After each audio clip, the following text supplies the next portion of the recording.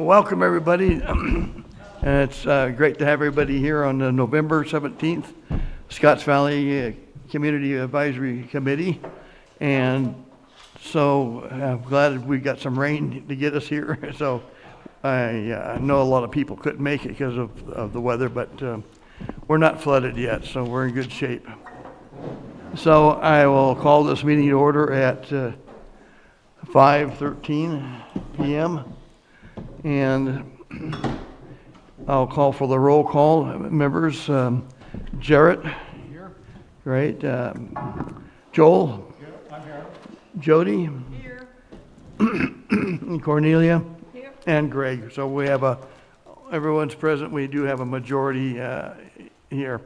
And I'll open it up right now to public comment for 3 minutes for anything that's not on the agenda. The council will be happy to listen to it. We will not take action on it, but we will consider it for future meeting agenda items if needed.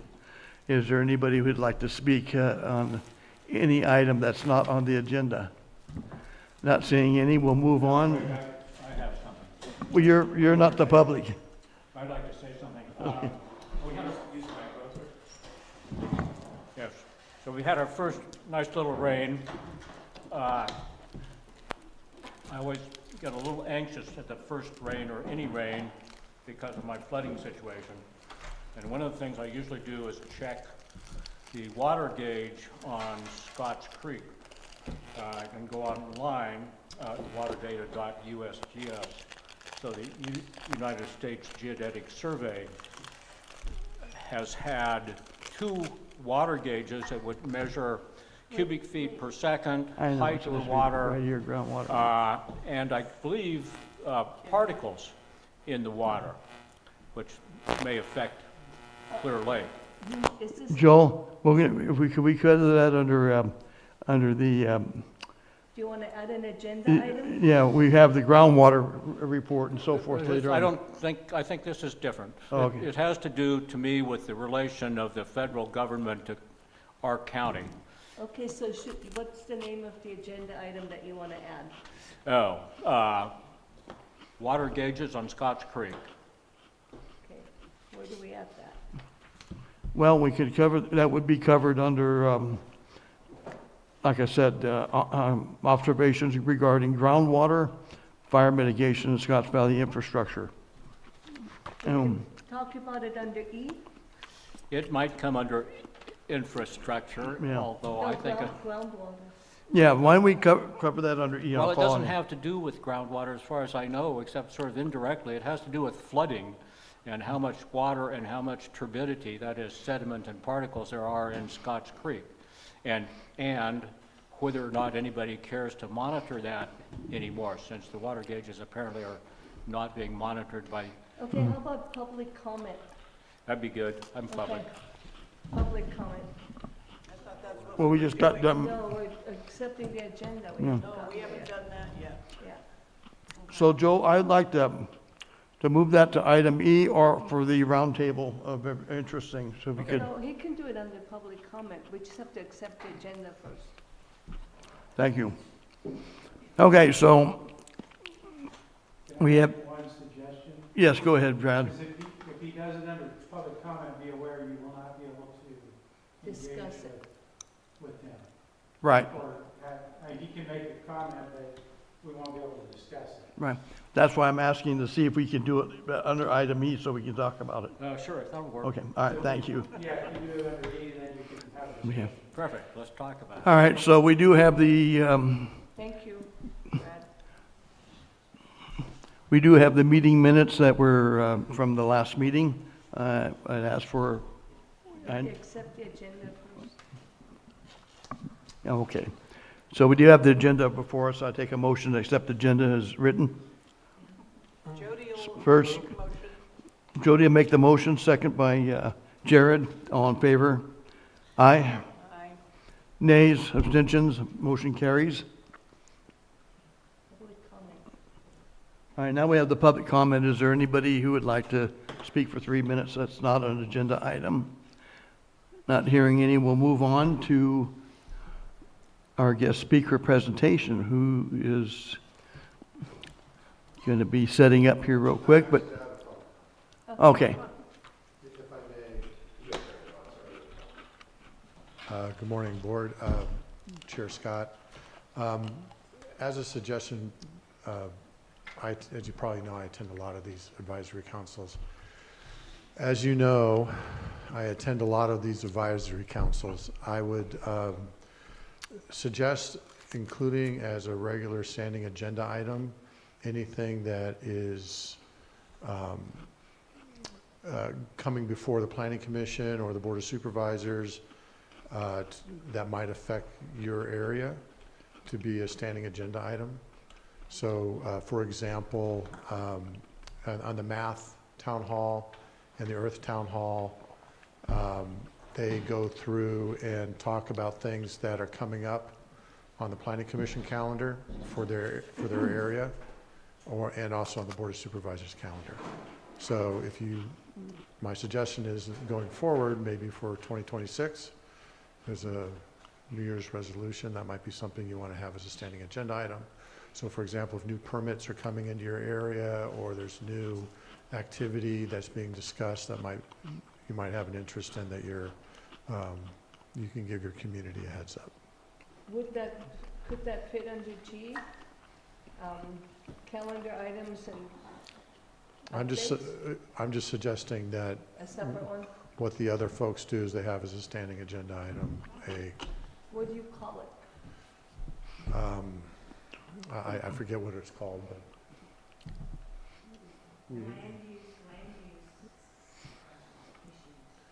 You know, we could respond to, they have different things, they call it different things, Yeah. but we could respond to that if we discuss it under E, changing it to observations regarding groundwater. We could say upcoming events or other significant meetings, and then groundwater If there's mitigation. nothing new- We'll add something. yeah, if there's nothing new, for example, Right.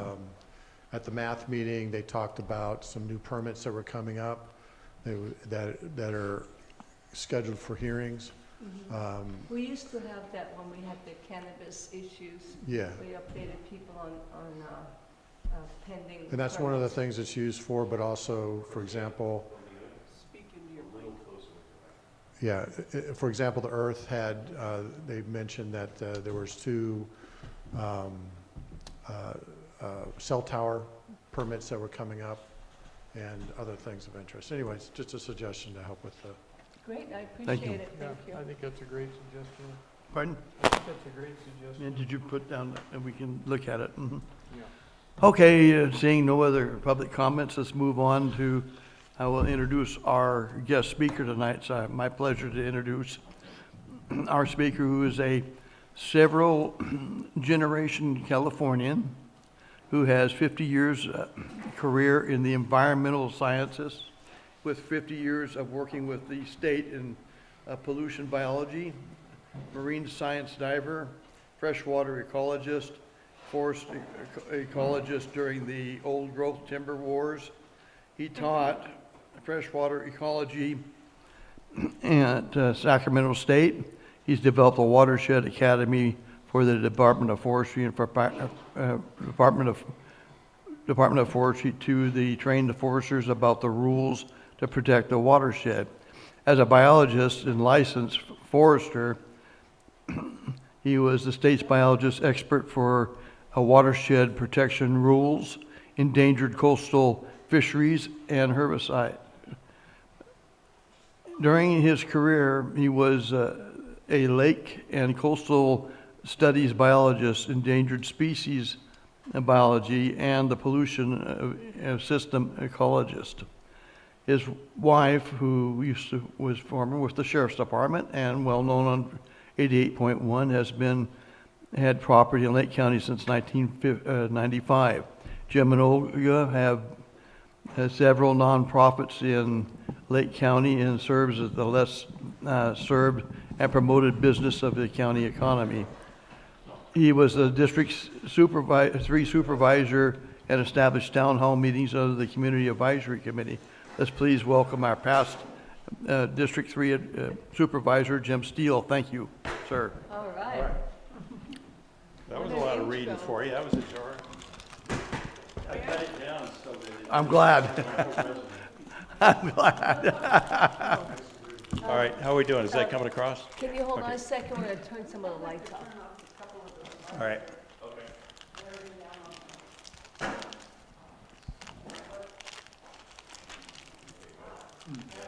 Yes, better, thank you. Let me know. Ready to go? You got it. Okay. Go.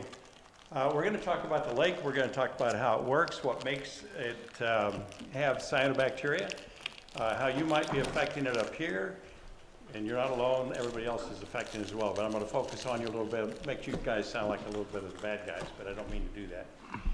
This is obviously a very good picture of the lake. It was back in 2004, and it's very symbolic because there's a volcano in the picture. And that's really what this whole county is about. It's a county of volcanoes. It's a ring of fire. It's been alive with volcanoes for millions of years. And that's a couple of remnants right there. And by the way, they're active. They're just dormant right now. You look at that little caved in part right there. That's part of an explosion that was down at the bottom. You know, if you go to the golf course, you see a round lake. That round lake is called a mar. That's where there was an explosion with magma that came up, reached the groundwater, and it blew off steam. It was so big that it caved in the side of the mountain. So keep that in mind, that we are a volcanic county. Now, so sometimes you get a little cyanobacteria in the lake. Is the lake actually unhealthy? If you went back to the time of when the lake was written about, let's see, was it Silent Spring? Silent Spring basically mentioned Clear Lake as killing its birds because they used too much DDT. And that time the lake was unhealthy. Right now, that's still up for debate because sometimes we get tremendous blooms in here, and this is Lingbia. Nothing really died from this. We get die-offs in the lake from anoxia and things like that, and there's a little mercury in the lake, but it's not really unhealthy. If you were to look at this, if it does anything, it stinks and it runs away the tourists. And that there was even a study on how much it affected the tourists. Well, other things affect the tourists as well. And so we're kind of going through a regeneration of all our housing.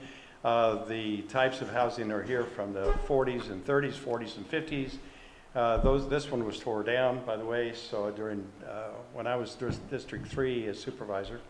And we get a lot of this. That doesn't help tourism either. So there's a lot of things you can blame from the standpoint of whether there's tourists or not. But there is one thing that brings people in, and that's fishery. And is the lake healthy? Yeah, I would say so, because this is the largest or the most fish in a lake per acre in the United States is found here. This is an amazing lake for turnover and nutrients to raise fish in. There's quite a few species and they're all nice and healthy. In fact, the lake is jumping.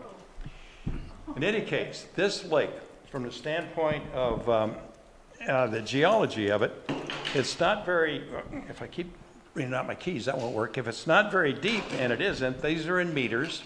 That's about 30 feet right here. And you'll notice that there's two legs that go out each way. And there's actually a fault line that runs right down here, along that, runs right up there. Can't hold it steady. And goes right through here where there's another mar, which was a vent that's underwater. And it comes right around like that, and it goes out at Upper Lake. Now here starts another fault line, and it runs along here, right along there. And if, once in a while you can see bubbles out in here, and it runs out there and up to the top, out, and they two join. So basically what you have are the two deepest, youngest parts of the lake are here. They're only about 40,000 years old. This part here is probably 1 million years old. There was drilling that was done out in here in the deepest part in order to find out how deep the sediments were. And they were able to document back to 1/2 mile's worth of sediments, and the lake was at least 500,000 years old just in sediments alone. But it was estimated by the geologists that, in fact, the lake bed sequence of that area, based on the plate tectonics, the rise of the volcanics, and everything else that caused a fold there, that lake there's been lakes there for about 2 million years. Now, why is a lake lasting so long and is 25, 30 feet deep right here, and an average of 23 feet for the whole lake? It's because This part right here is slowly sinking as it gets sediment on top. There's a fault block called a graben, and that graben gets pushed out a little every year, about a ½ inch a year, to meet the amount of sediment that comes in. You're always going to have a lot of sediment, and the sediment right here is about a ½ mile deep. So that's why this has been around so long. It's one of the most unusual lakes in the world for that reason. I can't find any lake like this that is a warm water lake that is younger, or is any older, in the North American continent, if you put in the term warm water. Now, there are freshwater lakes that are at higher elevation and don't get the sediments coming in, and there's some that are older, such as Tahoe is about 1 million years older than this one. People say it's the oldest lake. It's the oldest warm water lake. Big difference. All right, so where's the boundaries of the catch basin? This is the catch basin right here. It's shaded. That means that catches the water, and that's what runs into the lake. You can see the Mendocino National Forest up here, Cal Mountain here, Lake City, and right there, that is Tule Lake. Right there is Blue Lakes. All of this is lower area of the Middle Creek that comes in, and down here is the wetland that is Middle Creek wetlands. City of Clear Lake, and right there is Thurston, and back up in here, of course, is the Indian Valley Reservoir. If you look at the agriculture, you'll see how much agriculture could be affecting the lake. Well, down in here, this is all of that old wetland. This is basically the Middle Creek wetland that was converted back some years ago into a bean field in order to boost the economy. Here you guys are back in here. Here's all of the stuff that is in the Great Valley. And that, of course, could feed into the lake. Back in here, there's a little bit of stuff that's on the other side of the ridges here. So all of this runs in a different direction. It doesn't go in directly. And in fact, here's Thurston Basin. There's Thurston Lake is in here. And all of that moves, washes into Thurston Lake. Where's Thurston Lake? Right there. It does not go into the lake. It goes into Thurston Lake, and Thurston Lake goes into the groundwater. So stuff back in there from Siegler Creek that drains over into Thurston Basin. Jim, will you have that slide up? Well, you have that slide up? Yeah. On the design of the circumference of the catch basin, where the runoff's going to be, when I look at Cal Mountain and I look north of the lake, that's the larger area. Would that suggest that we're going to get more flow off of that because of the larger area draining? Could you hold everything until the end, because I'm going to cover everything you're going to ask. All right. Why don't you just I'll be wait? quiet. In fact, I'll tell you what I'm going to do for you. I'm going to say it right now. There's the catch basin that's going to go into Upper Lake. That's in the bigger lake right there. Everything that's in blue is going to wind up in that part of the lake. Everything that's in orange right there is going to go into, starts with an S, I had it a while ago. Schindler, thank you. Schindler Creek. And Schindler Creek will drain down in here. And down in here, all of this drains into the lower arm. This is Thurston Basin that goes in there. So everything goes here and goes into that large area. That's why that end of the lake gets most of the sediment. And we're going to go on and catch that. Whoops. Did I get it right? Yeah, I did. There was that drilling. All of the data that came out says what happened with that drilling. Here is the population went up. Here are the wetlands went down. Here's the mercury mining that went up and created the effects in the lake, and they could see when those periods were that the mercury mining affected the lake, back in the 1800s, back here. Here's where the livestock was here. Here's where the agriculture went up. Here's the rain, the population, everything is in this particular slide. They could read those levels, and the takeaway on this is that nothing was really happening to the lake after the colonization. Nothing was happening to the lake that was negative. It all happened when there was big machinery that moved in after the first war and up to the 1930s, when everybody could get their hands on cheap, big machinery, earth-moving stuff. Mining took off, everything took off, and that's what changed the entire watershed, and you started to have the effects on the lake. Roads were built, everything else. Big equipment. Now, what kept the lake from going bad over the years is wetlands. Everything that ran off the upland ran into a wetland. Everything in a wetland settled out. And everything then, after the wetland filled up and it was all settled out, nice clean water went into lakes, you didn't have the problems that you had before. So wetlands is what it's all about. This is one of the last remaining lakes, wetlands that are left for the lake. There's only 5% of the original that are left. as the 5% being what's left, and that's the buffer for the lake. That means 95% is gone. Therefore, you got to take 95% better care of your uplands. Otherwise, everything that happens up there will go in the lake. And that's basically what the problem is for the lake. If you were to look at this particular slide, it is Middle Creek.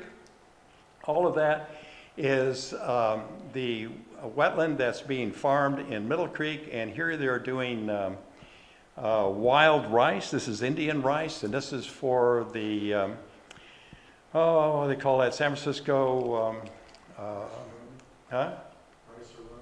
Rice-A-Roni, it's the, yeah, or something like that, where they use the two together. I forgot. You know, I had it in my mind. I should have put a note.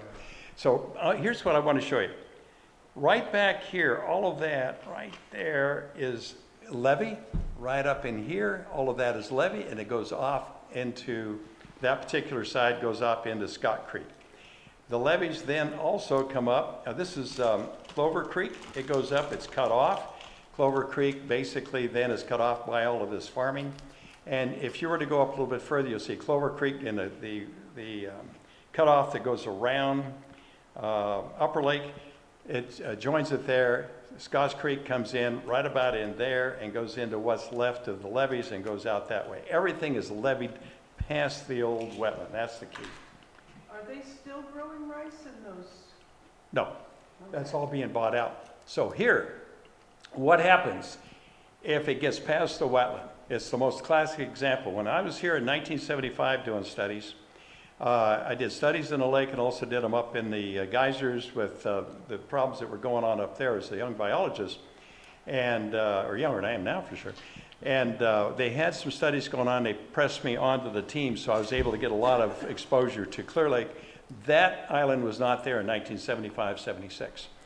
75, 76 is one of the best examples of a drought that we've had on record, and the water was well lower than this. It was down a good 10 feet lower. It was amazing how far down it was compared to all the other droughts, because they managed the lake differently after that. It wasn't there. That all came in since 1975. And so that just shows you that there's been an uptick in all of the material that's coming down from someplace that's in those three streams that come together above Middle Creek. One of them being Clover Creek, the other being Middle Creek, and the other one being Scotts Valley, or Scotts Creek. What? That is, oh, that is Rodman Slough, and that is the Rodman Slough Bridge. Yeah, thank you for asking. And right there is, if you go across the Rodman Slough Bridge and you look out towards the lake, you'll see that island. And you can say, hey, has that always been there? That must be part of the wetland. No, it isn't. That is all fresh. It's all brand new. What that is sediment full of what I'm going to talk about called phosphorus. Here is, what do we call that, Schindler Creek? Pick up the right one. Here is Schindler Creek that's coming down. That gets that one arm right there. And here's what happened to that wetland at the end of Schindler Creek. These people always wonder why it is that their beautiful backyard is full of cyanobacteria. And it's because they're at the mouth of Schindler Creek. This is where it used to settle out. It's very hard to talk about it with those guys. And when you look at the roads, one thing you see about the roads in Lake County, a lot of dirt roads. I mean, it's more dirt roads than there are paved for sure. If you see the ones that are not maintained with graders and bulldozers and stuff like that, they always look fresh and nice. Well, here it is when it's not maintained. So you can see what really happens to a road.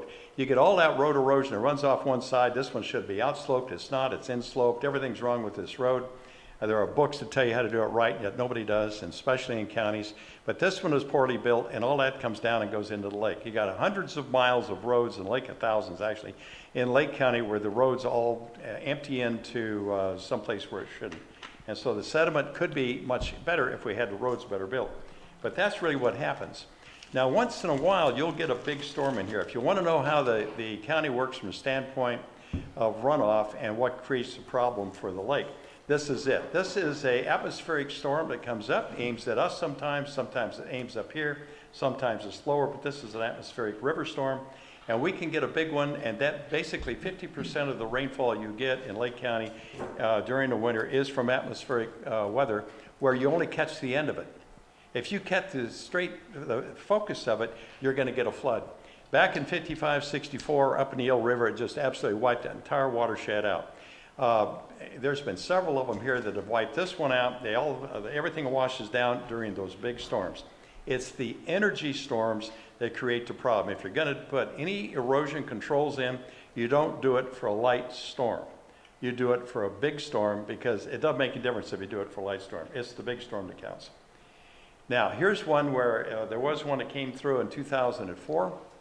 It was before I was, 2004, I think. Was I a county supervisor? Maybe not. But in any case, this was one storm, and it dumped. It took out the entire side of a mountain, and it ran like this for days in Clear Lake Oaks. And so you had enough sediment coming in from this one storm to last for years for phosphorus content going into the lake. So these big actions, these big events where something washes out and washes into the lake, they equal all of the other things that are going on severalfold. And so what you really have to do is pay attention to how the watershed works, how the upland works, and you have to get rid of a few things, and I'm going to point those out, hopefully. Here we go. Here's one where it went bad. This one happened to empties into Thurston Lake. When you go along here in Highway 29, you see that big erosion gully right there? Well, this used to be a big wetland right there. And you can see right here, this etching right there. Well, that's where they used to have a racetrack, and everybody used to run around the back in the old days. That was before this gully was there. And this guy wanted to drain all this off so he could, it was a big vernal pool is what it was. And he wanted to drain it off so he could properly manage it for crops. So he built a tunnel through this ridge right there. That ridge used to go across. He built a tunnel through there, and the tunnel collapsed, so he gave up. Along come heavy equipment, so they came along, they cleared that whole thing out in order to let this drain. Once they let it drain, that took away what's called a nick point.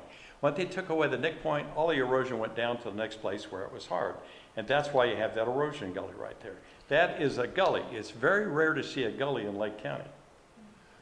Is that along Highway 29? Say what? I couldn't hear. Is that along Highway 29? 29, along Highway 29. Just look to the right there, yeah.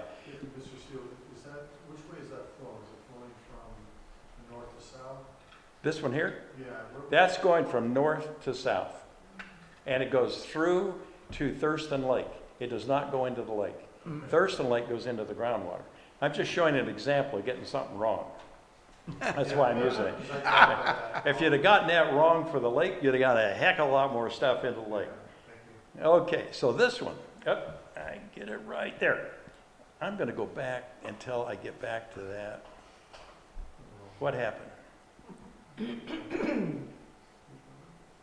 Yeah, there it is. I must have pushed a big button. Here's what really goes on in Lake County. When you look around Lake County, you don't see many gullies. Why? There can't be erosion coming in. If you see somebody run across with a off-road vehicle, yeah, you get a gully from that. But then it kind of disappears. We get sheet erosion. Sheet erosion where it comes off in kind of a sheet. And look here, the only reason that we know there's sheet erosion here, there's no gullies around, we've got a little bit of a monitoring tool right there. That's a benchmark. That's an old fire plug, and that all just came down. Everybody says, what happened to this thing? The entire mountain was melting down. You can think of Lake County as melting mountain because it's sheet erosion. The only way that when I was doing studies, we could figure out what was affecting the streams, because the foresters kept saying they weren't causing a problem, was we put big plastic barriers along by the stream, and they filled up, and we actually saw how much was coming down. It was the only way we could catch it, because otherwise there was no gullies. And everybody thought it was about gully erosion. It's not. It's about sheet erosion in Lake County. And so here, though, we got a little different deal. This is, I think that's you guys right in there, somewhere in here. High Valley? That's this. Oh. No, this is you guys here. This is Spring Valley. Yeah, that's Scotts Valley. Here's where Scotts Creek comes down, and you see right there you can see some gravel. And then you enter into here, it runs across like that, goes out the other side, down in here, up in there, hits right in there, and it goes down like that. And so that's where you are. What I will propose to you is that when I drive through what it looks to me like at one time, Scotts Valley used to be a meander valley instead of an entrenched stream going through. What you're trying to do is keep a stream entrenched with levees, that sort of thing. There's a time when it was a meander. I'm pretty sure of it. And this is what it would have looked like, only on a small scale. This is the Central Valley and how it used to look. And these meanders whip back and forth across the valley, clearing it out. That's how a meander works. And so when something fills up here, it jumps over to there. And you can see an old oxbow right there. Now it's over here. Then one out here, one out here, one out here. It used to meander back and forth across the entire valley of Central Valley, clearing it out. And that's how a meander valley works. And I think you guys were a meander valley at one time. I'm almost certain of it. At least years ago, before people were here. And now if you were to look up where that gravel area was that I showed you, this is where it is. This is the South Cow Mountain Recreation Area and everything that's going on here. Sheet erosion, gully erosion, you name it, it fills in this entrenched meander. This used to be a valley that was a V-shaped valley. It's filled in tens of feet deep with sediment all the way along here. And now, see if you can through here, all of the braided look to that stream. There is no channel. Single channel, you see a lot of singular channels. This is it in another place so you can see what a braided stream looks like. The stream becomes so full of material, the water isn't competent to push the material out that comes in. So there's more material than there is water, or the water force. And so it becomes a braided stream. A lot of people don't realize, they think only streams are in a channel. Actually, you're pushing sediment and water down through the stream. So both of those things are there. And if you got more sediment than that, then you have water force, then you're going to get a braided channel. And so if you look at the lower end of Scotts Creek, you can see the braiding even is starting to consolidate down in here, trying to become singularity again, but braiding goes all the way up. That means it's getting far more material than it can push down through there. At the bottom end of that, what happens is the stream steepens up because it's all filled up prior or upstream from that. And when you get a big storm, back to the energy again, all of this fills up with gravel. Someone comes along, does some gravel mining, takes it out, and they say, we're doing something good for Scotts Creek. Well, actually what they're doing is they're basically taking away the nick point of that gravel, and it's then starting to eat back further up there. They're destabilizing the stream. And so a lot of people that give permits don't realize that because they need a fluvial geomorphologist to basically look at it and say, no, this is what's going on, and here's how you should do it or not do it at all. And here is the piece de resistance. Prior to my going to run for a supervisor, I was a consultant for the county. And I was doing some work on mussels and things like that, and they asked me about this photo. They showed it during one of the hearings. They said, look, somebody brought this in. It's a satellite photo. Could you evaluate that and tell us what it means? So I sent this into Blue Water Company. I forgot what their name was. Blue Water something. Anyway, they're not in business anymore. But what they did is they take electromagnetic rebound. A satellite, when the sun comes in, it rebounds off of the Earth and it goes up, picks up by a satellite, and they put that through a spectrometer, and they take out all of the different elements, and they go through different lenses and different filters, and they can tell you exactly which one of the elements it is. This happens to be phosphorus coming in. And so we got all that phosphorus is really that plume. All of this plume here that was coming from that way is all phosphorus. Look down here, you don't get very much at all. Remember, we're volcanic. That's where it comes from. We are excess phosphorus in this particular county compared to the rest of the United States by 10 times. 10 times over in the soils.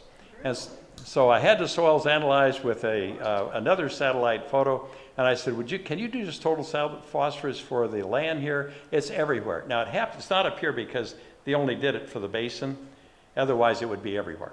So we have phosphorus everywhere. If you're going to have runoff here, you're going to get phosphorus. It's going to go in the lake. And for years, it never went in the lake because it had wetlands. And it all settled out because it's attached to the sediment. The sediment settled out. So I used to be with the search and rescue, and we were out on a search and rescue that lasted several weeks, and it became a search and recovery. But there was 5 full basin day of high intensity rainfall, and I remember the day that it ended happened to be the day we found this person.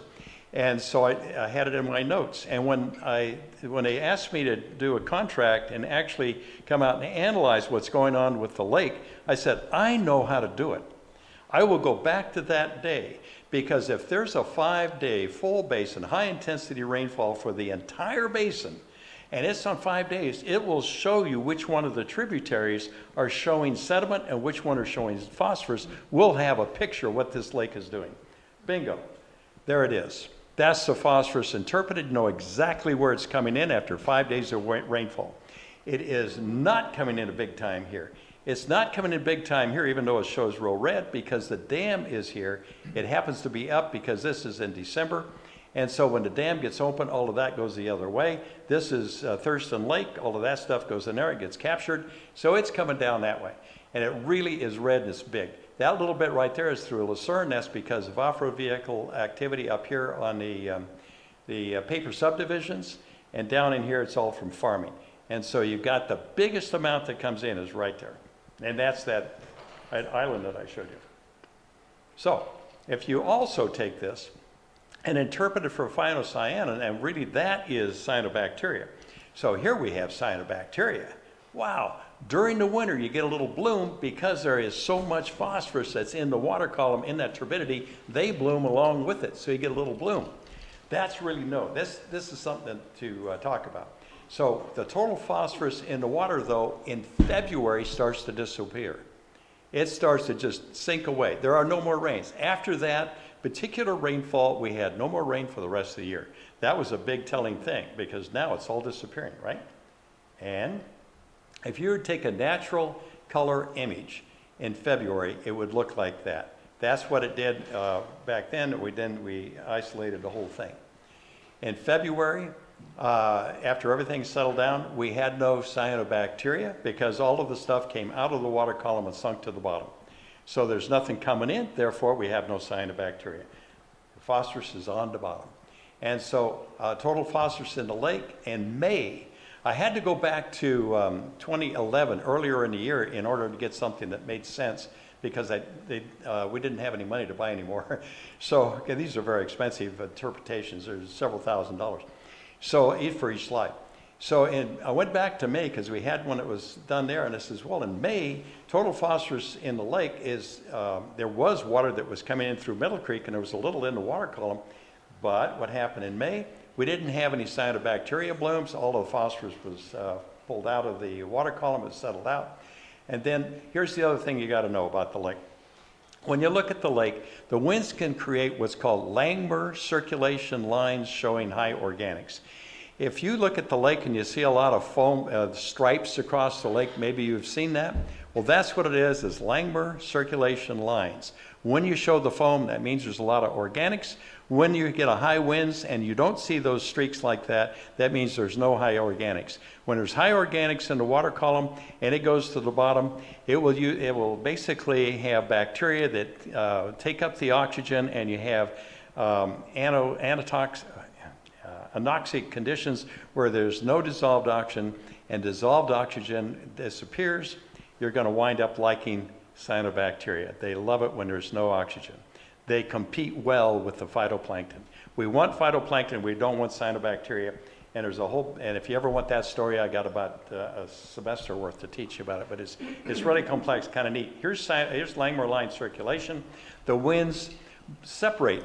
Here's the wind goes along that, then there's another channel of wind blows here. That's what happens when it hits the surface. And what's going on is that the wind is basically creating this push, like a screw, like that. Spiral. And then all that's picking up the sediments on the bottom, bringing it right up into the water column. So they go right up here, and you're getting the foam because the organics are coming up to show you how much is on the surface of the water. All that organic is dead cyanobacteria from the year before. That and phytoplankton, things like that. That's where you can really see where you've got stuff. Here's when the winds stop. You have that anoxic condition, no DO. Water conditions happen quickly under high temperatures. They just right away. And when the winds stop, phosphorus in the lake bed sediments are there. They will release under the low wind because they're all available to the anoxic conditions. And it's a bunch of chemistry goes on and releases it, and then it's all available to the cyanobacteria. So that's what happens. And here it is down in the Oaks Arm. This is from my deck, and you can actually see it coming this way with the winds. And it's going down to get into the Clear Lake Oaks Arm, and those people are going to have it and then probe out. But here we have in July. Okay, now in July, a natural color, and you can see it's all pushed down, it's packed in here.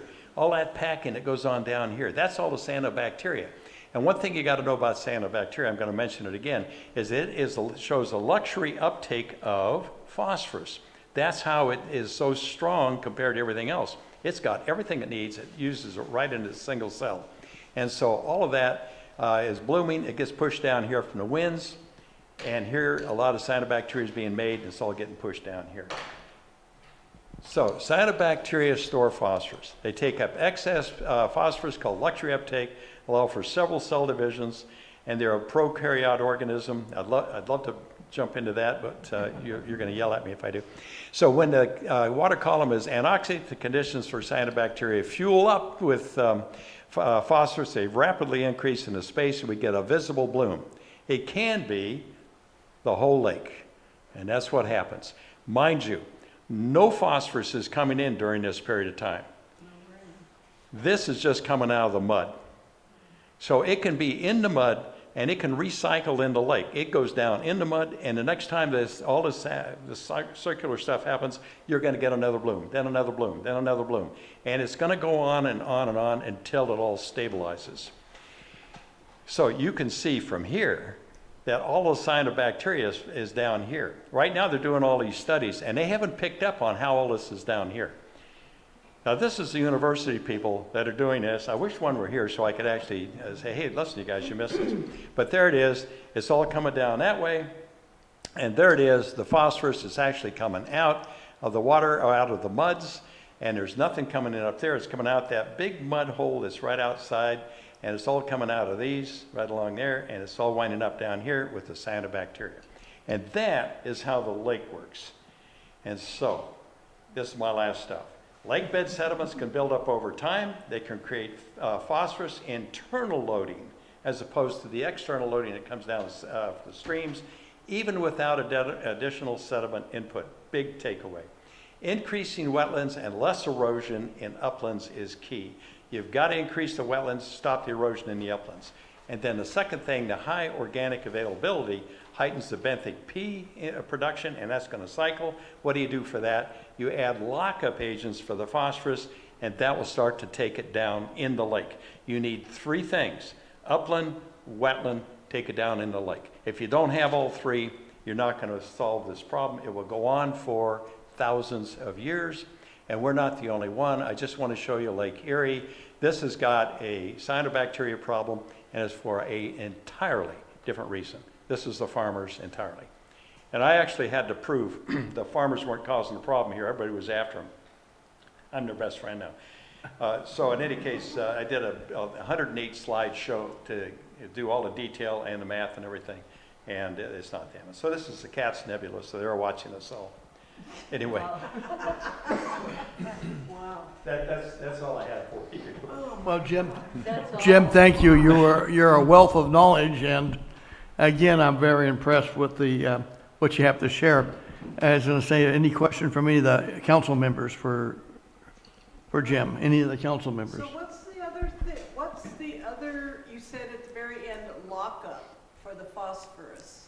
Yeah, So that there's is, three that's, things that you need, the that's- wetlands, and it's upland, right, upland, all of the off-road vehicle activity in the upland. right? And I don't want to say the word BLM, so I didn't say it.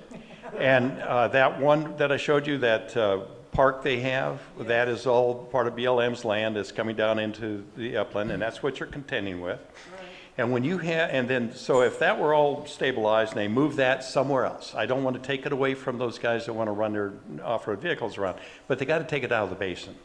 And yes, there is BLM land outside the basin.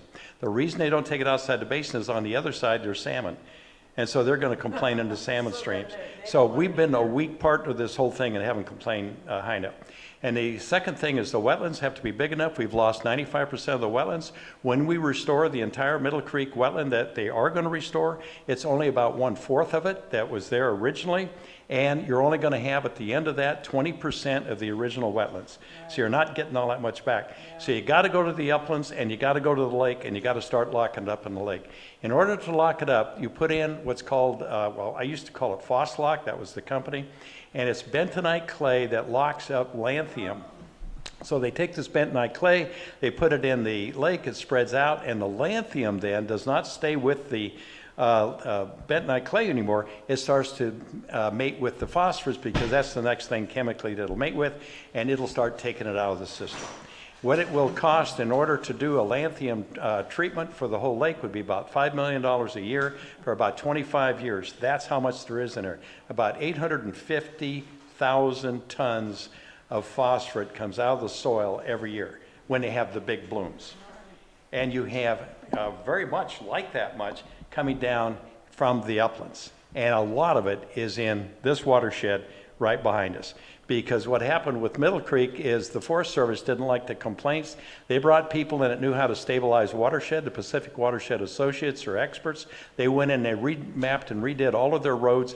That stream turned from muddy every year to absolute clear. And Clover Creek has never had a problem because they have a different kind of setup that's going on there. So we're next. Hmm? Scotts Creek is next. I don't know this next, but it's not on anybody's radar. Scotts Creek is on everybody's radar and nobody's radar. And the reason I say that is they don't have it focused properly. BLM is hiding from this years ago. I got the head of BLM over here and showed him this stuff.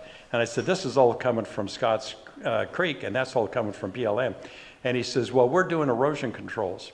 And I says, well, that's fine. Are you doing studies to see if anything's coming off your ground? Because here's how it comes off. And I don't see it really working because it's sheet erosion. Your erosion controls are for gully erosion. You're not really doing anything up there as far as I'm concerned. And I says, are you doing anything, studies in the stream to see how much is coming in? He says, well, no. No one's paid us to do it because the federal government have to require them to do it. You got two problems. We got a county problem, a state problem, and a federal problem. The federal is the biggest problem from regard to the erosion that's up in here. That BLM thing can't be shut down right away and everybody could be screaming, but look, they're used to people screaming, but they can certainly put that off-road vehicle park somewhere else. And they're not the only problem. If you were to go up in all of the paper subdivisions where they put in roads in order to sell those to people, and then they couldn't do it because the subdivision law came along in the 1920s and shut them down. So now they've got all those access roads. People go up to the off-road vehicles and you can see that old erosion. You get gully erosion up there along with the sheet erosion. So you got to do something about that. The county could do something about that. You could basically petition to the county because you guys are one of the most powerful public speaking groups in the county. Every one of the CACs is under state law to be able to report forward to the Board of Supervisors and tell them what's going on. What the key is to bring a plan that they can approve. If you can do that, then you've got someone talking about it that is knowledgeable and all 5 district supervisors can come together around something. And so that's why the town halls were started. I started 3 of them for that very reason. And you guys, I worked with Tina when she did this one. I gave her my stuff so she could get it started. That was exactly what it was for. Because you could do things in this watershed that you can't do otherwise unless you got the county helping you out. What happens here is that you get the sediment in, plugs up your stream. The stream jumps out during the flood time and it tries to meander. It's a flood stream at that time. And what everybody says, we don't want the flooding, so they have the flood control district come in. What they really ought to have is a flood management district that basically allows for the flooding to happen in certain times in certain areas and make sure that people can have their homes protected. And that flooding, it will come out and goes back to the stream. It drops the sediment on the fields, goes back to the stream. So you could start that kind of a process, but you got to get rid of the sediment because it's coming down so much your stream won't stay clear. There's not enough water flow to basically push it all the way through the system. My little seasonal stream used to meander all through the flat area. Yeah. And they put in orchards and homes. Yep. And my front neighbor, and channeled the little stream. Yep.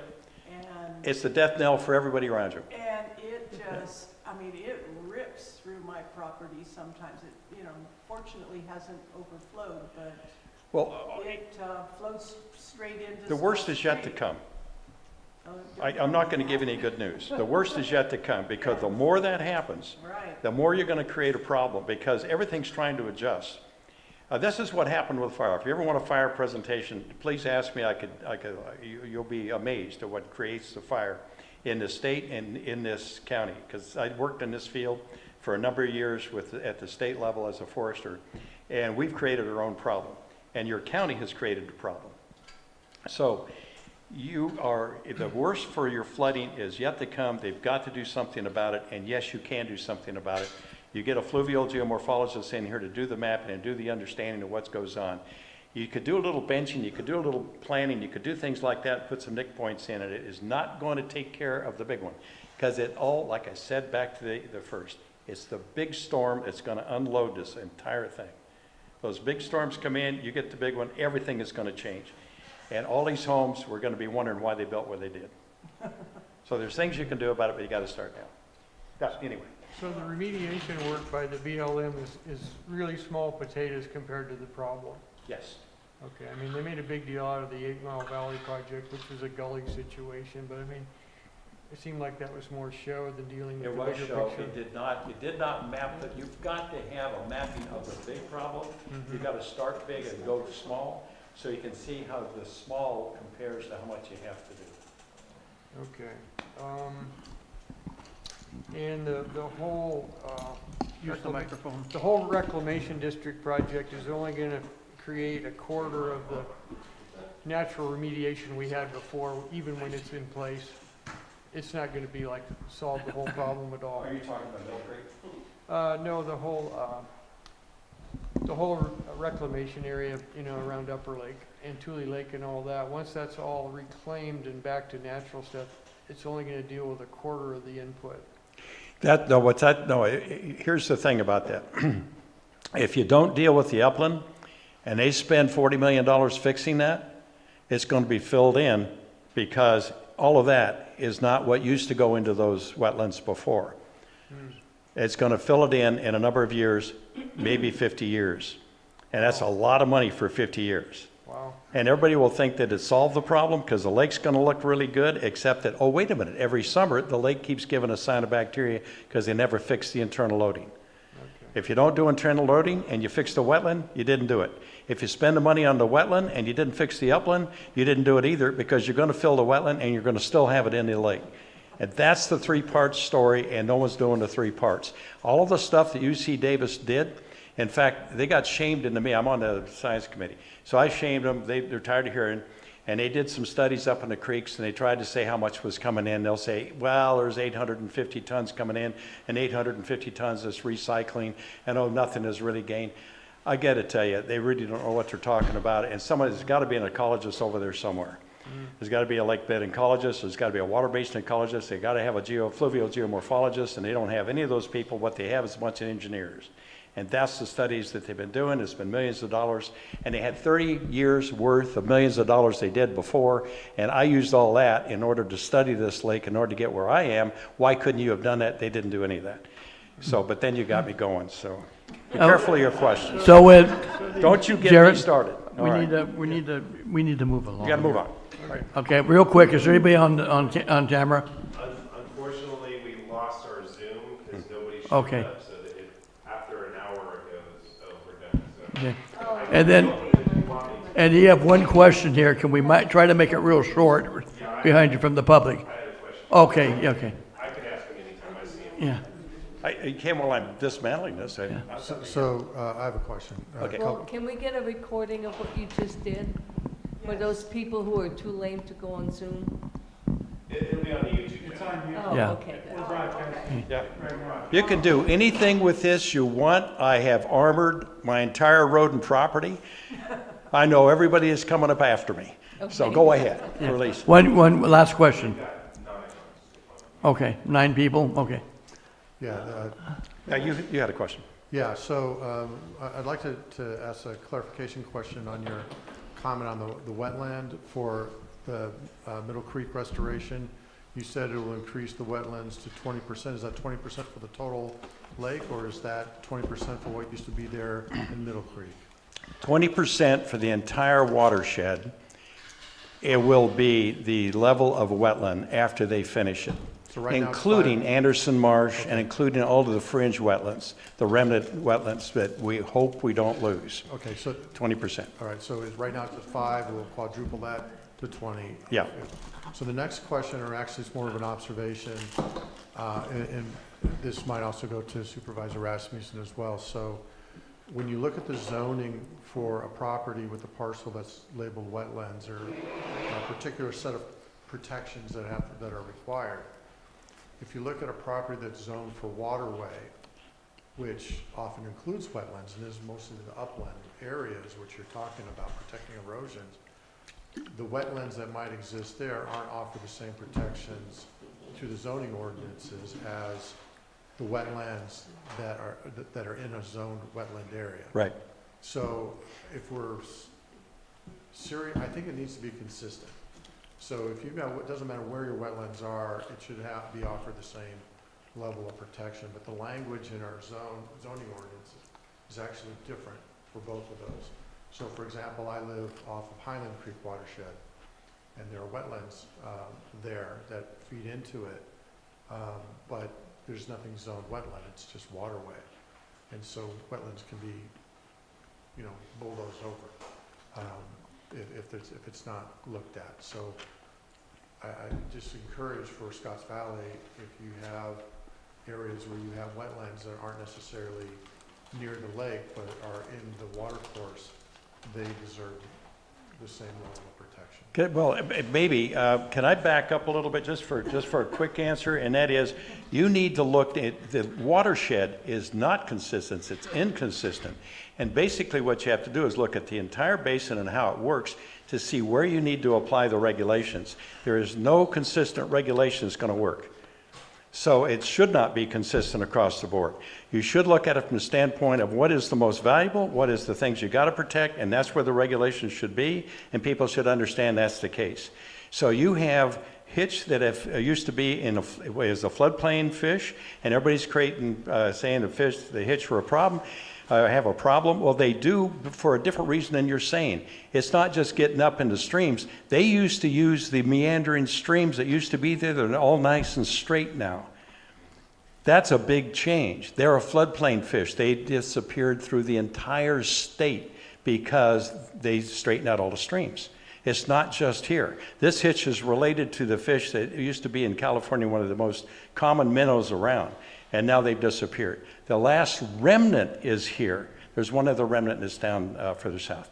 So in any case, you've got to have it from the standpoint of the entire system. You've got to have the big report. You've got to say, here's how we're going to recover the whole thing. Here's how we're going to help with the regulations. I guess my point is that the wetlands in the upland area don't seem to have the same level of protections. In the what now? The wetlands in the upland areas do not appear to have the same level of protection at all. But they don't know what the protection should be. That's part of the problem. They've straightened the streams that should meander. They've actually got streams that have downcut too much, and the water table has lessened as a result, so therefore a lot of the plants have died. A lot of that erosion is because the streams have downcut. You've got to find out what the problem is before you put any protections on it, and I would say it is not just the upland, I would say it's the entire county. Everywhere I look, I see the problem of people not understanding how the county works. And I'll stand in front of anybody and say that, because I used to have 5 engineering geologists engineers working for me, looking at the entire state. I've worked in all 58 counties of the state. And from my standpoint, when I looked at this, when we moved here, it was because it was a remnant state with the things most intact. And I looked around and I said, there are principles being violated everywhere I look, from the standpoint of fire, from the standpoint of watershed runoff, everything. And these are all known things, but you got to get the right people in here. And you got to have the right kind of studies, and then you got to develop your protections from that. And you've got to reorganize everything that you've got in order to make this lake come back, understand what it is that brings the lake back, what it brings the wetlands back, why you need the wetlands and where they should be. Heck, introduce beaver further up. I mean, that's one of the things that actually kept this whole thing going with the beaver populations, making the streams jump their channels and actually do the meanders necessary. But they've straightened everything out. You don't get the meanders anymore, and you don't even get it in this valley, what used to be a meander valley. Well, thank you, Jim. I'm going to cut this short. No, don't, let's give Jim a hand. Thank you for being here tonight. Wow. We're going to move right along and introduce Alex. Come on up. And she is a transportation and planner with the Lake County Zero Emissions Vehicle Infrastructure Plan. So we're looking forward to listening to Alex. So let's give her our attention tonight. Thank you, Alex, for being here. You have another mic for her? Yeah, right here. Did you find your cord? I'll get this other one. Check, check.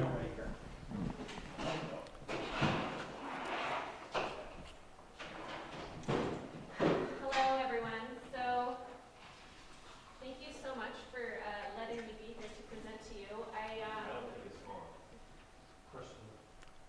How about now? Yeah. Okay. Too loud? Okay. So, as you can see, I brought every single cord that I own today, except for the one that I needed to connect to the PowerPoint, and I went and bought one at S.V.A.C, and it also does not work. So, and I went to Verizon. Everyone was very helpful. So what I was going to do is just present to you, and then I know that I shared the presentation with you, but I could also just pass along a sheet. I mean, you guys have seen the presentation already. And I can just share the presentation that way, and we can continue the conversation. Also on YouTube, Okay. Lake County PEG TV. Lake County PEG TV. Excellent. Thank you. Okay. Let me log into my computer.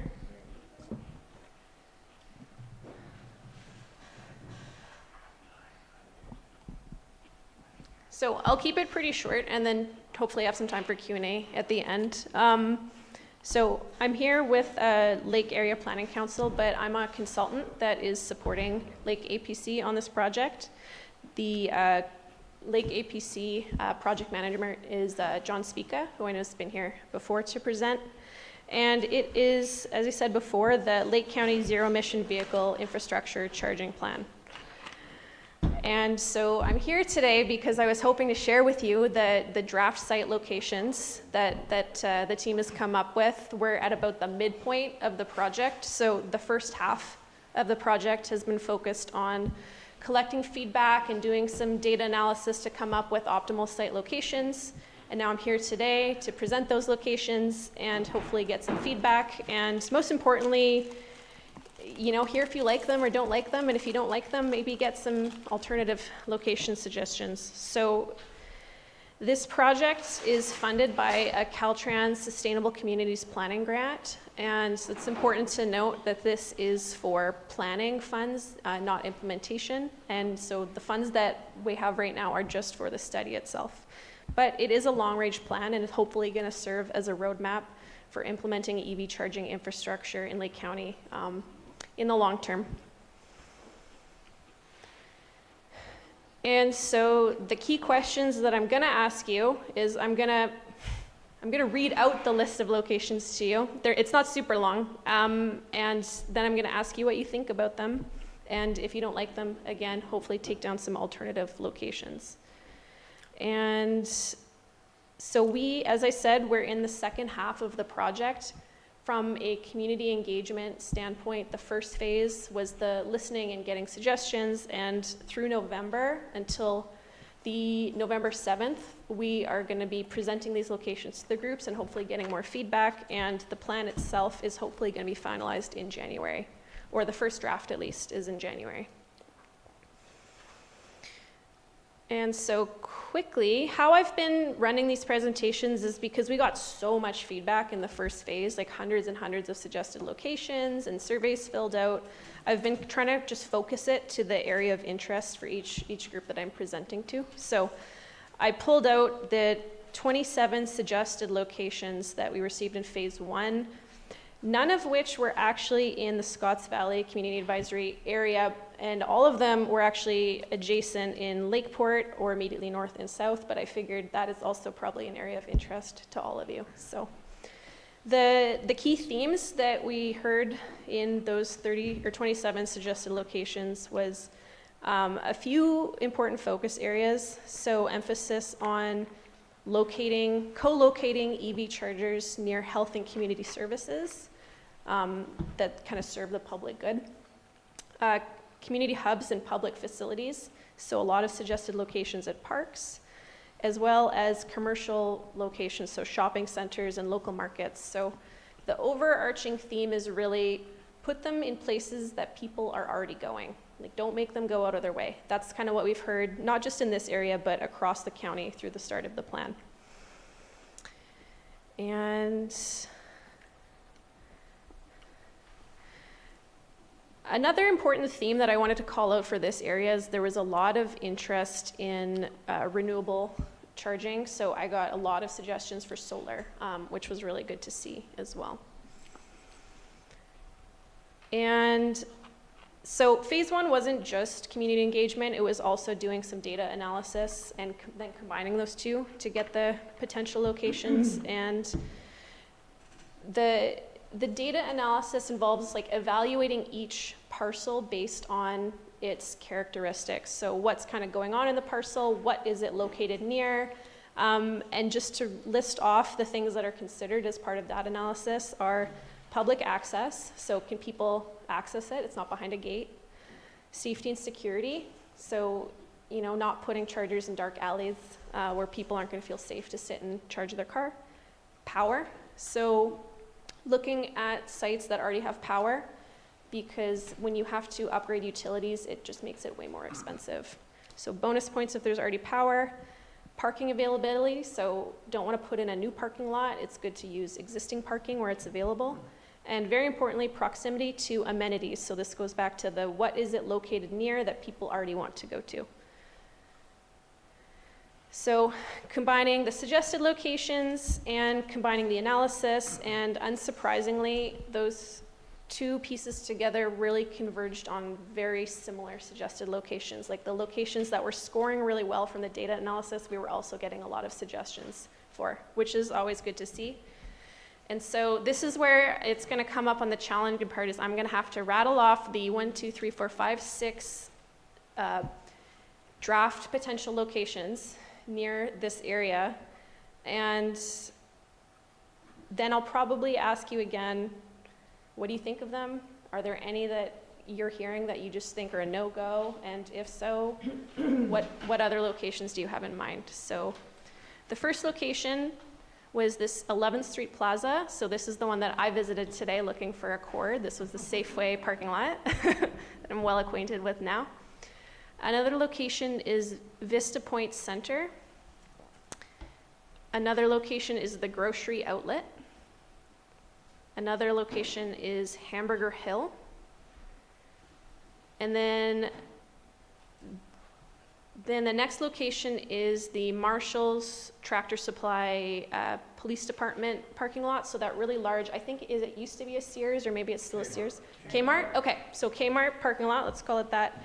And then the final location was the Sutter Lakeside Hospital. And that one is really important. I wanted to mention that's one I heard a lot when I was out in the community at farmers markets. And what I kept hearing is there weren't chargers there, but a lot of the people that work at the hospital had electric vehicles, and a lot of them actually didn't live within the county, and they were traveling over the hill, and then they were having to charge on their way home. So someone came up to me actually at the Lake County Fair and said that they were, they knew a doctor that was commuting all the way up from Marin and having to fast charge every time he headed home. So while that's, I think is a public charging plan, and maybe an institution like a hospital doesn't sound immediately like public, like somewhere you want to be, but people do go to a hospital. It's got a big draw of people. There are a lot of other offices up in that area also, and a pharmacy and physical therapy. Right. Right. There's other stuff as well. It's just the hospital. So I can read those again really quickly. So it's the Safeway, the Vista Point Center, the Grocery Outlet, the Hamburger Hill, the Kmart parking lot, and Sutter Lakeside Hospital. So I'll leave it there, and the presentation's going to be linked on PEG TV, YouTube. Yeah, but you'll be here on Wednesday, right, for Upper Lake? Are you coming? We're on Thursday. Oh, Yeah. For Cobb, Yeah. Cobb area? Yeah. also? Yeah, I think Upper Lake will be in December. So, Oh, I see. Okay. and so I'll leave it there, and maybe if I've got a bit of time, just open it up to Q&A, and if you have any questions about the project. Yeah, so I have two concerns, or Okay. two location concerns. And maybe this is not a concern, but the Safeway parking lot is full all the time. Okay. There's a lot of dented doors, a lot of people backing into cars there. It's more than you said. If you go down towards the pizza place, past the pizza place, that is a little less traffic there where the military museum is and all that. Is that closer to the water? It's closer to the No, the Umpqua Bank. Oh, in the parking lot Yeah, itself? going Okay. towards Upcon Bank there, that end is a lot more open and not so tightly used Okay. as well. And then the hospital, when you have folks coming commuting that are medical people, boy, we need to support them any way we can. We don't have the methodology yet to have highly professional people want to stay here because the wives want shopping malls and all the stuff, so they nag them to go, and they move out. So you get a good doctor here and he's moving out. And so anything we can do such as that in that Sutter Lakeside Hospital or even in the Clear Lake, Sutter, Adventist Health, to help those people that commute their doctors. Anything we can do to help keep them here instead of having all these rotating people there would be a huge advantage to this county. So those are thoughts that I would think that might influence some of the decisions, maybe. That's what I have to offer. Thank you. No, that's great. And this is recorded, so that's why I'm not taking notes. I'm going to fine. watch the transcript after. Does anyone Anybody else? Yes. I actually, as you know, have a electric vehicle. And she heard a few of these comments already. I think most of the ones you listed off, I think are kind of check a lot of the boxes. But having being someone that uses, has to charge, I usually charge at home, except when I travel. And then I have to charge somewhere. And wherever I charge, I think it would be a good idea to look at as an opportunity to get additional revenue. The example I gave before is I went on a trip all the way to Bishop, Lone Pine area.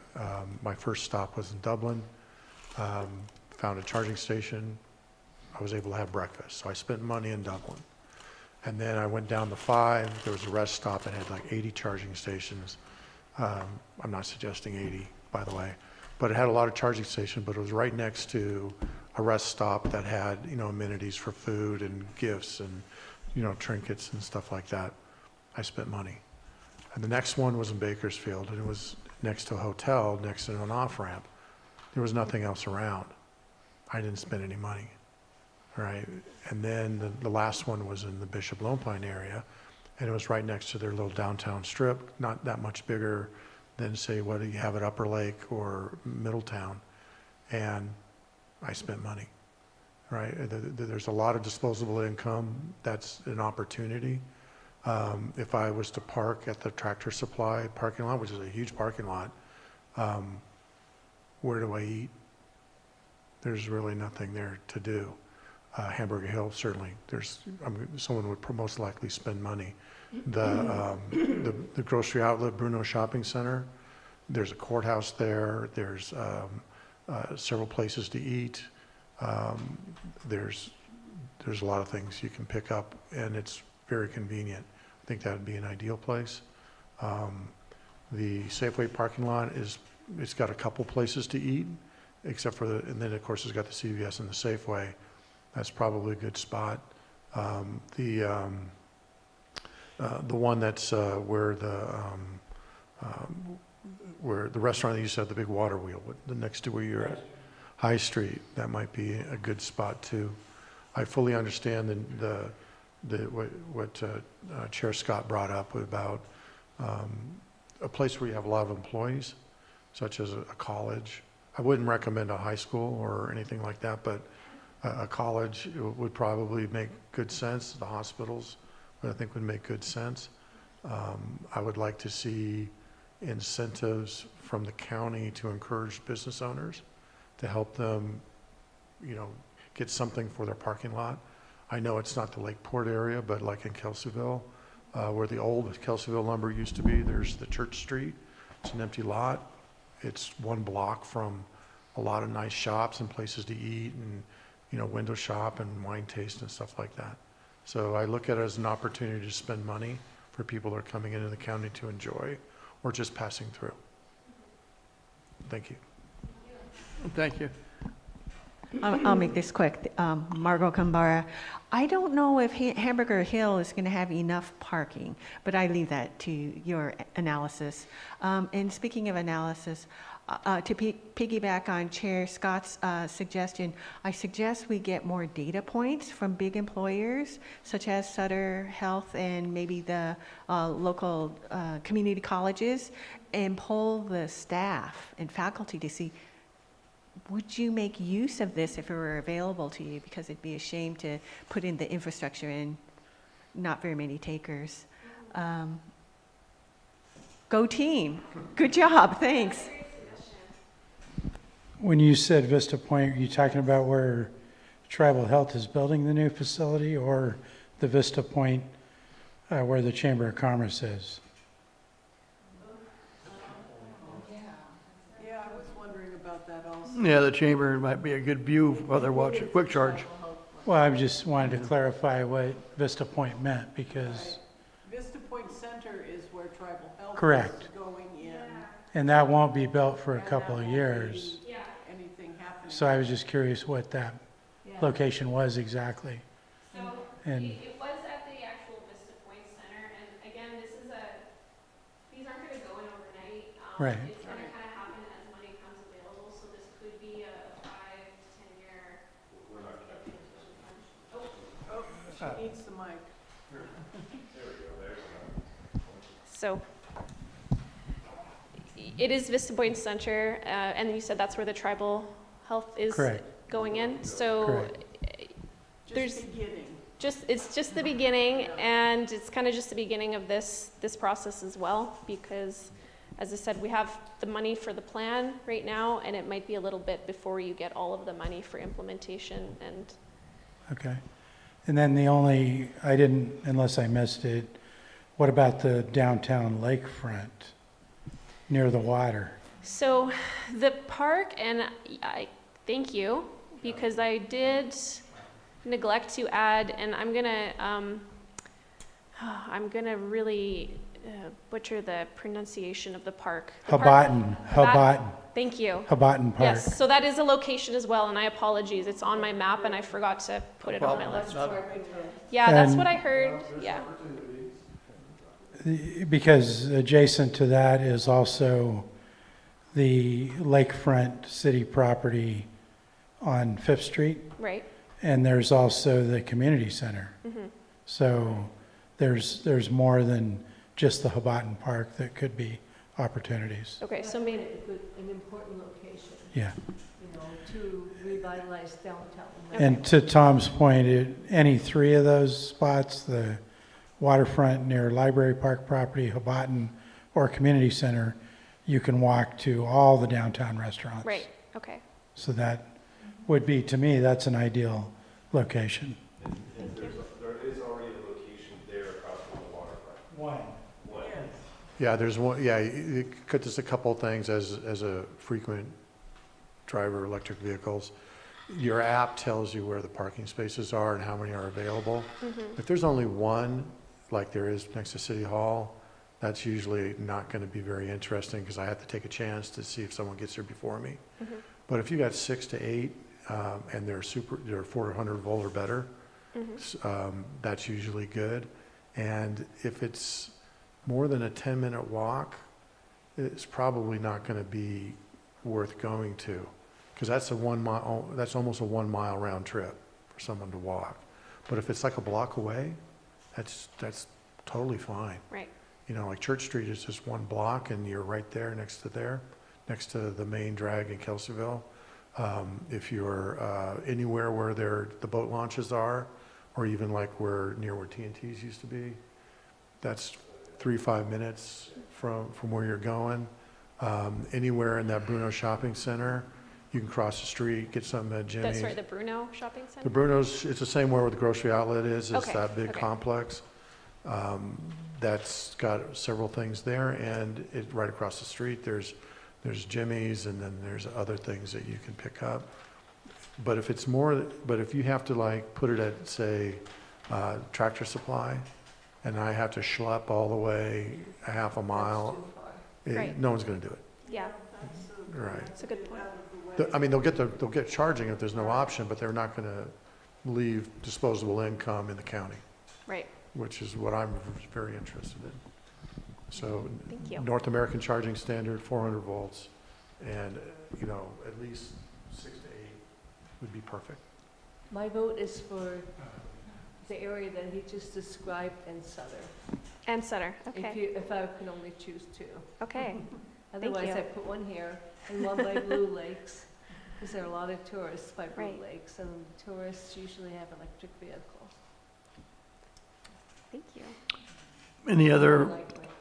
items for you, Alex? on- That's it for me. Thank you all so much. I Well, really appreciate your Can I time. get your business card when you, Yes, let me make sure I have some business cards. There's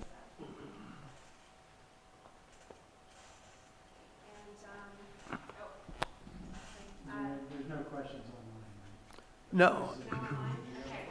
No.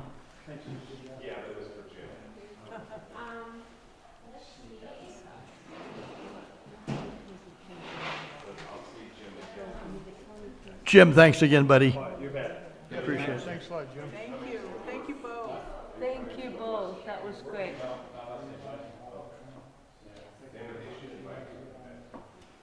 But we're not, okay.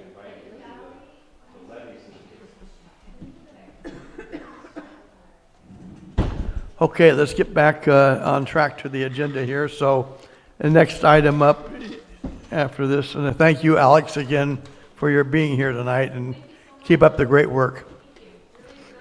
You bet. Under council business, we have consideration of the draft meeting minutes from last month. And anybody have a motion to pass those meeting minutes? I motion, Cornelia makes a motion to accept the meeting minutes from October. Do we have a second? Jody will second. Jody will second. All in favor? Aye. Abstention, negatives, abstentions, motion carries. Thank you, everybody.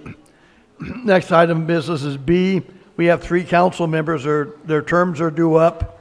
It's Jarrett, Cornelia, and Jody. Their terms are up, so those terms end on December 31st of 2025. Are we gonna reapply?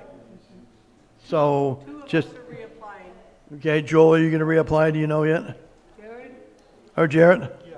Okay, so the 3, but on those, but just go to the county administrative building and then you go in there and they have the forms for you to fill out. So that's great. New business, we have no new business, none to do. So we'll move on to update calendars, miscellaneous reports. So Brad, do you have a report for the advisory council? Yes, I get a couple of items for tonight. One is a reminder, the CRV recycling will be available every Friday behind Bruno's. I saw it happening. I took, I took 2 loads and I did not wait in line at all with either load.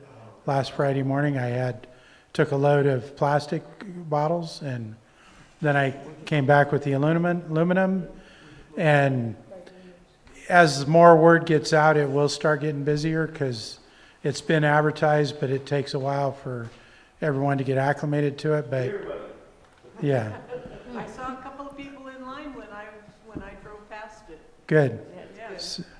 So yeah, if you guys could help spread the word every Friday from 7:30 in the morning to 4 p.m. People just need to bring their driver's license because they put you in the system, and then they pay you with a check. And you can only have 100 pounds of plastic, 100 pounds of aluminum, and 1,000 pounds of glass. So, Only. yeah, you get turned away if you have more pounds, but like you can have 100 plastic, 100 glass, or 1,000 glass and 100 aluminum. Yeah, even though we drink a lot, I don't think it's 1,000 Right. pounds. So I know it's a lot of people have been wanting to have that of more opportunities to recycle. So if we can just keep sharing the word, that's why I wanted to mention it again. That's great, I'm so happy. The next report is on the dissolution of the Scotts Valley Water Conservation District. That's actually on our agenda for tomorrow for a vote of the board to send the application for dissolution to the Lake Area Formation Commission. So if that gets approved, I expect it will. It'll move on to LAFCO for their process that they have to go through, which take about 6 months probably. That's normal. But it is on the consent agenda. We've gotten no questions or feedback. Nobody has said a word about it. So that's why it's on the consent agenda. If somebody comes in and wants to comment, then of course we'll pull it off. But as of right now, I mean, there's been no public comment. There's been nothing. So,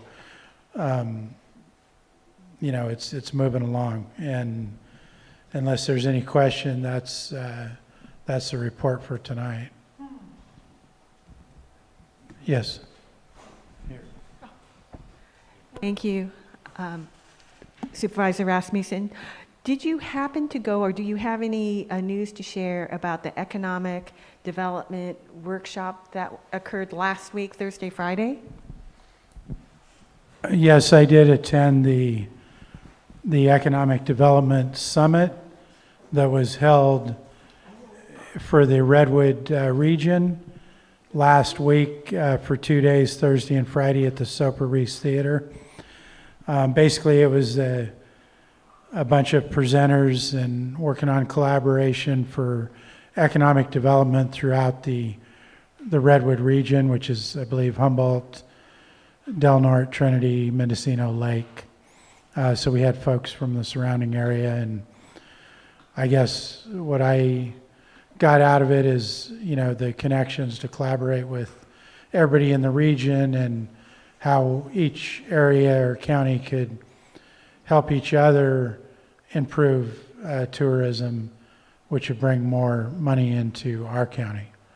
And in conjunction with that, we also had presentation from the California, Visit California, which is the California Economic Development, was there and gave us a presentation. So hopefully we can collaborate with them to get more marketing for Lake County, because we definitely need to stay on top of the tourism here. We have an area where we can market a lot of lake opportunities and outdoor opportunities and hiking, and which could be a big help to our tourism. So thanks for the reminder on that.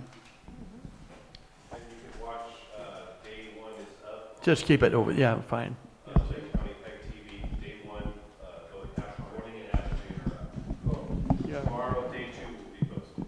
Okay, what was the name of that meeting again, please? It's called the,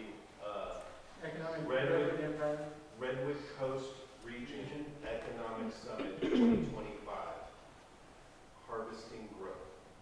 And right before that was the Redwood Region Rise event at Robinson Rancheria. I went to that, and it was the same areas working together to, not just economically, but also all the other areas, that have to do with a thriving community and how they can work together on grants and supporting each other with regional facilities so that not each county has to do the same thing.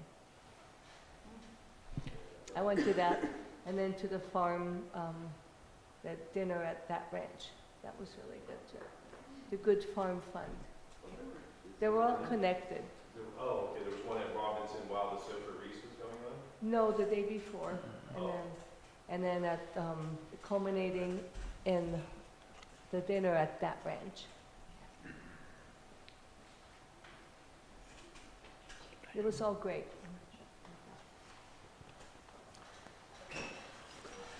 Thank you again, Alex. Okay, so thank you for those reports. Thank you Supervisor Rasmussen for that report. We'll move on to item E, observations regarding groundwater, fire mitigation, and Scotts Valley infrastructure. Any comment? Let's start with Joel. Yeah, I'm ready. go ahead. Thank you. So, I apologize if I'm a little irritated with the downfall, or maybe it's only temporary, so I guess I really shouldn't be too upset. But Hey, Joel, the can you water, get a little louder? the water gauges on Scotts Creek, there's two of them. Used to be two of them. There are, I guess the equipment is still there on Scotts Creek near Lakeport, operated by the United States Geodetic Survey, USGS. I think I have the right name. They were shut down recently, maybe only because of the government shutdown. I don't know about that. I sent them an email asking what their intentions were and haven't gotten a response. This is one of the rare things I really appreciated about the federal government, is providing early flood warning. So the water gauges on Scotts Creek would inform me about cubic feet per second at each gauge, and water level height. They also collect data, I think, generally about turbidity, which I think of as amount of sedimentation in the water, which seems to be relevant to the health of Clear Lake. So I guess I don't know the end of the story yet, because maybe these things will come back online. The message I got so far from USGS was that these two gauges were no longer collecting data. They were not funded. So I don't know what to make of that. I mean, I appreciated Jim Steele's conversation about sediment coming into Clear Lake, coming through Scotts Creek into Clear Lake. But it seems to me that the monitoring there at those water gauges would be an important part of keeping track of that. And now there's going to be a gap in the data, which I don't like having gaps in data. And I'm disappointed in the federal government. I guess I'd say that. I hope it'll come back online, so maybe nothing will happen. And I guess that's sort of I will keep watch, because this was important for me to find out if my place was going to be flooded. And I was getting better at being able to predict flooding at my place based on the cubic feet per second and the level of the water at those two gauges. Anyway, the federal government has plenty of money to do lots of things I don't like. So I wish they would spend some of their money on putting these gauges back into operation. I think that one of those gauges was monitored by the university system, and the other one was monitored by the USGS, right? These two were both USGS. Oh, okay. They're two near each other. There's Scotts Creek and South Fork of Scotts Creek. Oh, And so the they're ICOF one within, was the I one- don't know, a Yeah. quarter of a mile of each other, up by what Sky Hoyt always refers to as the Green Bridge. One of them is on the Green Bridge, and the other one on South Fork is just a little ways from there. Actually, I never found that. I only found that one on the map. Maybe you know. I don't have an answer. I would have to research that. Yeah. We'll keep researching. Does Sky have any information? Have you spoken with Sky? No, I don't know if I'll be sure to inform him. He and I are both interested in those water gauges. Yes. Now, is there one on the Ikoff Bridge still? Yeah, and I don't think that's run by USGS. As far as I know, it's still there. I didn't get that far. I was sort The of, one on ICOF, they took it down. that might be run by a different agency. Yeah, Yeah, that's okay. right. I haven't looked at that one, sorry. Who runs That's that? downstream from me. It's so. not there. It was a temporary one, Oh, unless they're planning on putting it back. Who's they? I think it was the university. I'm not sure.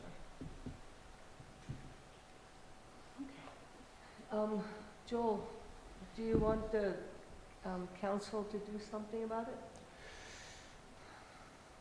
I think for the time being, keep track for one more meeting. And maybe it will come back online now that the government is representing us again.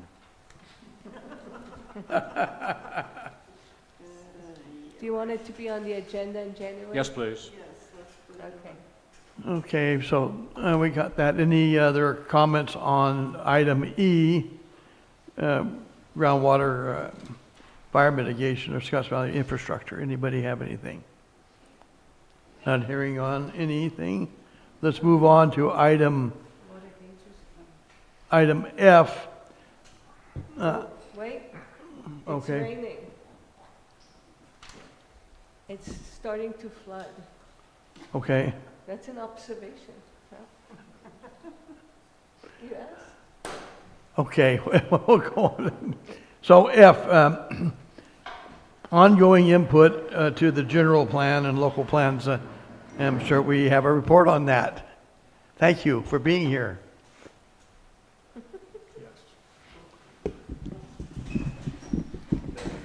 My pleasure, Mr. Chair. Thank you, and thank you, Board. Good evening. Margot Kambara, Lake County General Plan Advisory Committee member. And my report. Your general plan and local area plan are being updated. The general plan is the constitution, setting the rules of the road for development in unincorporated Lake County. Meanwhile, important decisions are being made concerning land use and water. Land use issues affect livability, health, and safety. These issues appear in permit applications for commercial cannabis projects as concerns over water availability and cannabis odor.